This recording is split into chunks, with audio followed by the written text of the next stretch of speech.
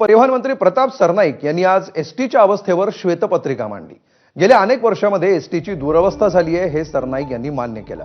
नव्या बसेस न आणणं, वेळेत भाडेवाढ न करणं आणि अवैध खासगी वाहतूक ही एसटीला घरघर लागण्यामागची प्रमुख कारणं या श्वेतपत्रिकेमध्ये नमूद करण्यात आली आहेत। महत्त्वाचं म्हणजे आतापासून दरवर्षी 5000 नव्या बसेस विकत घेण्यात येणार आहेत आणि त्यासाठी लागणारे चालक आणि वाहक नव्यानं भरती करण्यात येणार आहेत। या बसेसचं आपण कंत्राट देणार नाही, या बसेस माझं महामंडळ विकत घेईल असं सरनाईकांनी ठामपणे सांगितलं।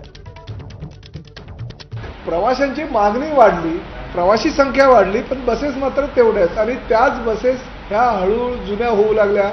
जुन्या झाल्यानंतर त्या रस्त्यावर उभ्या राहायला लागल्या, थांबायला लागल्या, बंद पडायला लागल्या, चाकं निघायला लागले, छत उडायला लागले, म्हणजे बसण्यालायक काही बसगाड्या नसायच्या। पावसाळ्यामध्ये सगळा पाऊस आतमध्ये पडायचा, अशा बसेसची अवस्था झाली आणि त्या बसेस घेऊन एसटी महामंडळ बिचारे चाललं होतं। 3-4 वर्षापूर्वी जर सरकारनं ह्याकडे लक्ष दिलं असतं तर मला असं वाटत नाही की अशी परिस्थिती एसटी महामंडळाची आली असती। म्हणजे 10,000 संचित तोटा हा काही कमी नाहीये, तो तोटा भरून निघणं फार कठीण आहे। तर एसटीची ही जी श्वेतपत्रिका काढण्यात आली आहे त्यातले काही ठळक मुद्दे आपण पाहूया। एसटी बसेसची कमतरता हे एसटीच्या तोट्याचं एक महत्त्वाचं कारण आहे।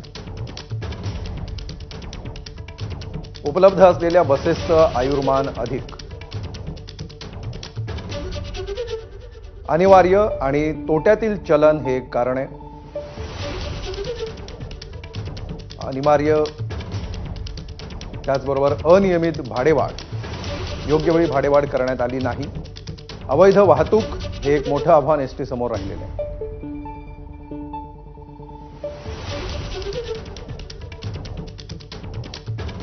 तर उत्पन्नात वाढ होण्यासाठी उपाययोजना, दरवर्षी 5000 नव्या बसेसचा समावेश करणं, भाडेतत्वावरील हायटेक वोल्वो बसेसचा समावेश करणं,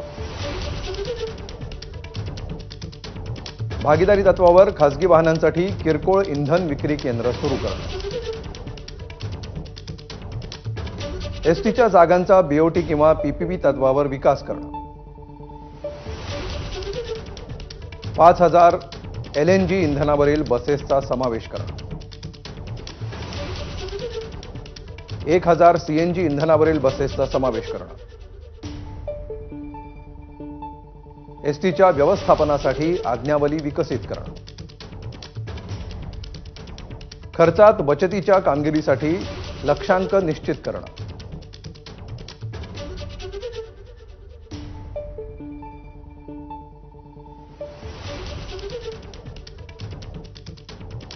तर सुरक्षा आणि सोयीसाठीच्या या उपाययोजना 5300 इलेक्ट्रिक बसेसचा समावेश करणं,